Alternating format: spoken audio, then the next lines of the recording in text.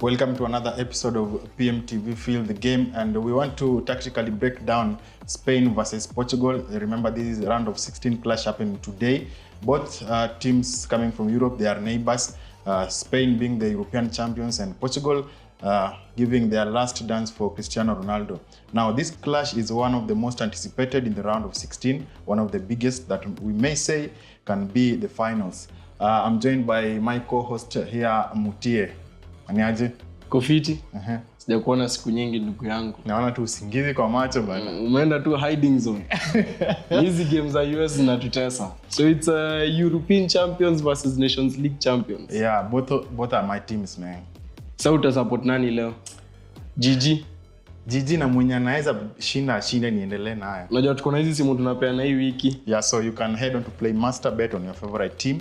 If kuna hizi simu 5, so kai game. Kekelea Gigi, inase, unatembea na hii simu by Friday hii wiki. Unaiona ya? Yeah, so head on to play master and bet for your favorite team. So tumeona lineup ya Spain, it is more wame keep 4 clean sheets. Yeah, I think na pia wame maintain the same lineup apart from ile game walidraw na Cabo Verde. Yeah. Same to Portugal, wamekuwa na little changes, but I think the changes wana need some changes at some point. Hapa sasa ndio ngoma iko kwa team. Because very good players, but a manager who doesn't know how to set his team kwa uwanja.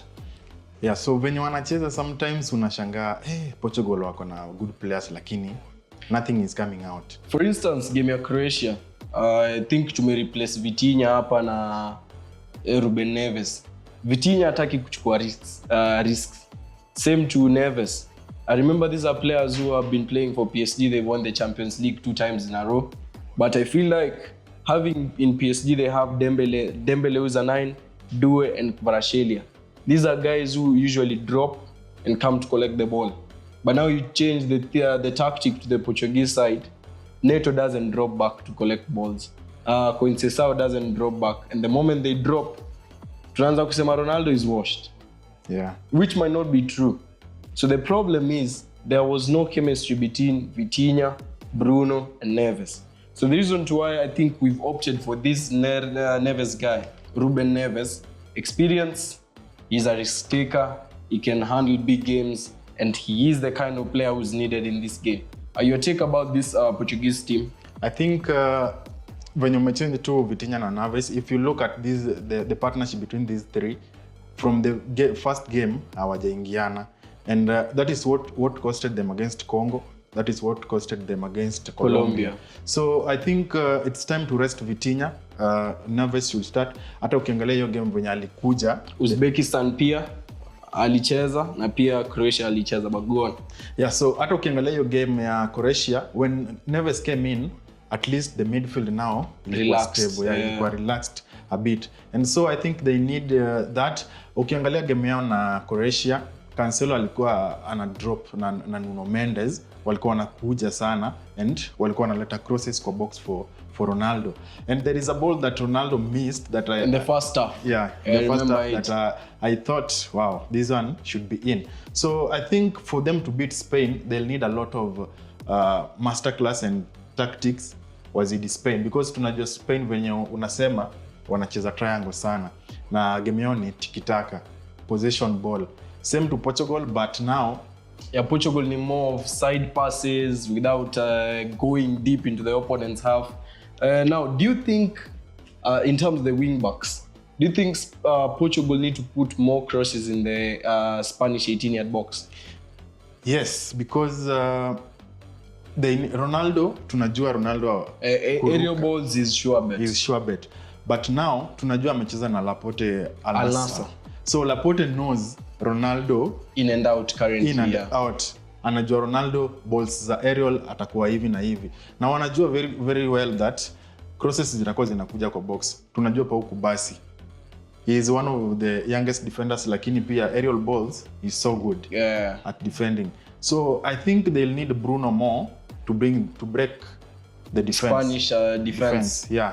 So all will depend on Bruno. But now let's talk about Cancelo overlapping here. Mendes has overlapped, and then Ronaldo is occupying this. So who occupies this space here? Now they'll need Bruno Fernandes to come in here. They'll need either Ruben Neves or Joao Neves. If Ruben Neves is going with Bruno, Neves has to remain here because we know Spain, Cucurella anaweza overlap very quickly. Same to Porro, wanaweza overlap very quickly wakicheza hiyo triangle yao. So kama huyu hata baki huku, we know Vega pia ni mtu very shaky. Very shaky. If there's a center back, I'm not so sure na Portugal ni ujama. So they'll need either Ruben Neves or Joao Neves to always be here to cover up the defense. Because Spanish wing backs are really good at attacking. Now, how do Portugal manage to beat these Spanish wing backs who we've not seen them get dribbled past? They have Conceição here and Mendes, and now they have Neto here and Cancelo. Do they opt to play 1-2s, which versus Croatia they were not doing so? When this guy attacks in here and Lamine comes in here, Portugal will start playing their back passes. And Spain will now sit back and just hold as they wait for them. So I think Portugal will need to rest Neto. So who do you think they need to bring in? Felix? They need to bring in either Felix or Bernardo Silva on that wing. Because I feel like Bernardo Silva has been slowing down Portugal. So if you remember versus Congo, he had so many missed passes. He was holding the ball for long that sometimes Ronaldo could make runs, but Silva is not seeing the runs. So I think that should also be a problem that Martinez should solve. When he came in the other day versus Croatia, he seemed to be a little bit confused. Portugal walipiga subs 4, which I felt like they were very unnecessary substitutions.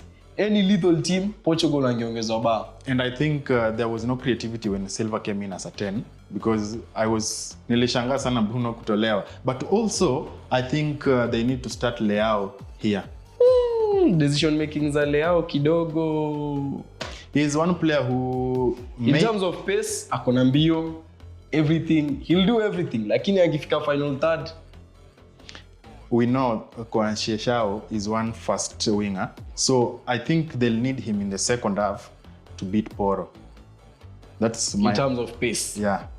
Because now second half Porro atakuwa amekimbia kidogo, and now this winger Conceição can overlap with Mendes and give Porro some problems here. Now, let's revert back and talk about them defending versus Spain. So this way, Cancelo there, of Bruno, then Ronaldo. So now, how will Spain manage to break this team down? We know a lot of times they have a little striker here, Oyarzabal, who occupies the space between the two center backs. Yeah, and most of the times he is between the two here. Yeah. So you find the two center backs are confused. Who between us should mark this guy? Yes, and we know his movement is in the box.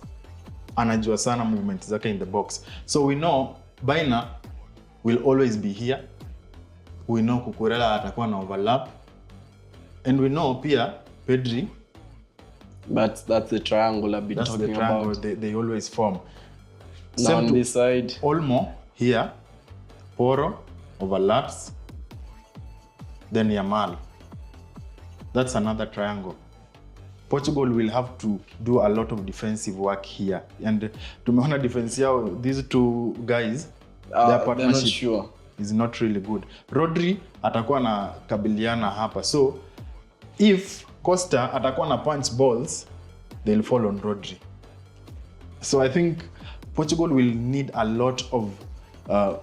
do you think Portugal will do more running than Spain when they are chasing the ball? It's the opposite, because we know Spain, when they decide to recycle the ball and recycle just to make you run out of your gas, they can. Yeah. I think Portugal will need a lot of running. They'll need a lot of it. And they'll need to do a lot of defending, and also they'll need a lot of pressing waende huku kwa Spain. Lakini wasijisahau, because tunajua Yamal na Porro. Pace, they have pace speed. Wise, they have speed. Na pia Mendes saa zingine anajisahau huku. Same to Cancelo. But anaenda let's talk anajisahau. about Ronaldo. Do you think anaweza shindwa kupress just in terms of his age?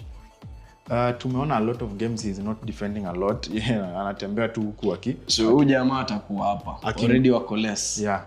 So anangoja 2 balls zenye Mendes ataleta huku ama Cancelo ataleta na kina Bruno. And now for this game I think any aerial ball Laporte atakuaga naye hivi, so that he leaves Kubasi to collect the second balls. Yeah. So Ronaldo atakuwa na very less touches. Kwa hii game. Only akitaka to have a lot of touches, he'll need to drop back here, which is something that he rarely does. Yeah.